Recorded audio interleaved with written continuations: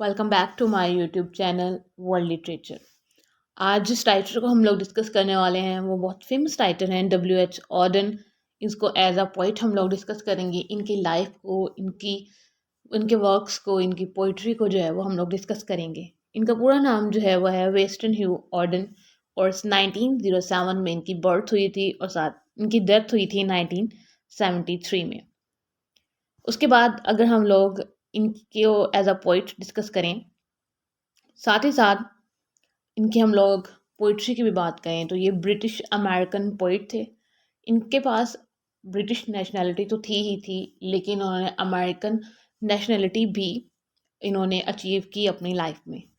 ऑर्डन्स की जो पोइट्री है वो स्पेशली इस वजह से नोट की जाती है, उसमें जो स्टाइलिस्टिक और टेक्निकल अचीवमेंट्स हैं उसकी वजह से।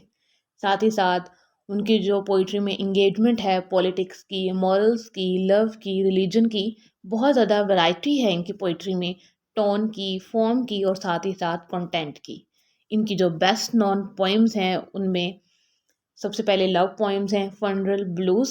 उसके बाद पॉलिटिकल और सोशल थीम्स में इनकी आ जाता है September 1, 1939। The age of anxiety में इन्होंने कल्चरल और साइकोलॉजिकल थीम्स को डिस्कस किया है।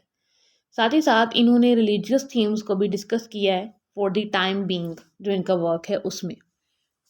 इनकी जो बर्थ है वो यॉर्क में हुई थी, एक प्रोफेशनल मिडिल क्लास फैमिली में।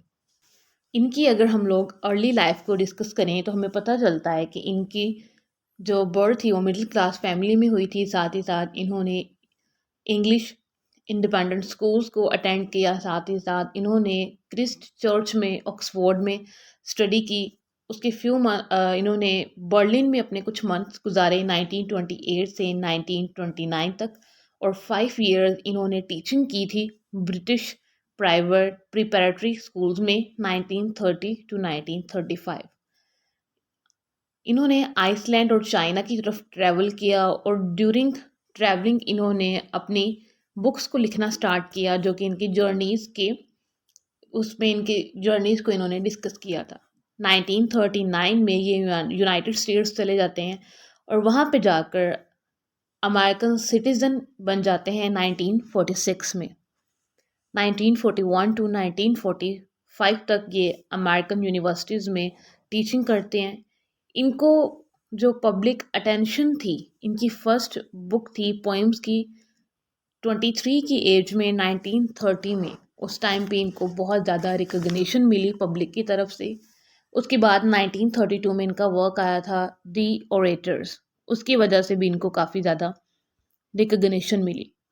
उसके बाद इन्होंने 3 प्लेज अपने लिखे 1935 टू 1938, और इनको लेफ्ट विंग पॉलिटिकल राइटर का जो एक अवार्ड था इसके बाद वो मिला। पुलिट्जर प्राइज़ इनको मिला था पोइट्री में 1947 में। इनका वर्क आया था द एज ऑफ एनग्जाइटी, उसकी वजह से इनको ये मिला था।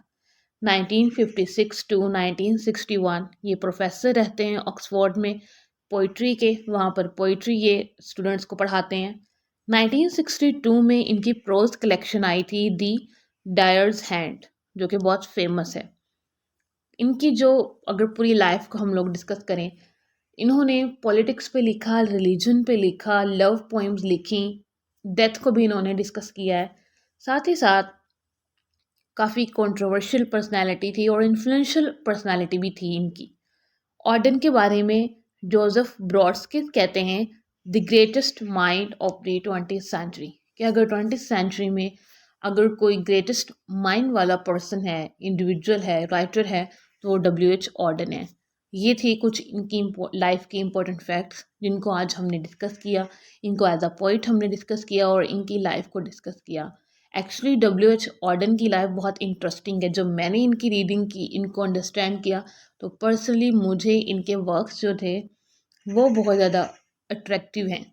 आई होप कि आपको आज की वीडियो क्लियर हो चुकी होगी। वीडियो को लाइक और शेयर और चैनल को सब्सक्राइब कर दीजिएगा। Thanks for watching my channel.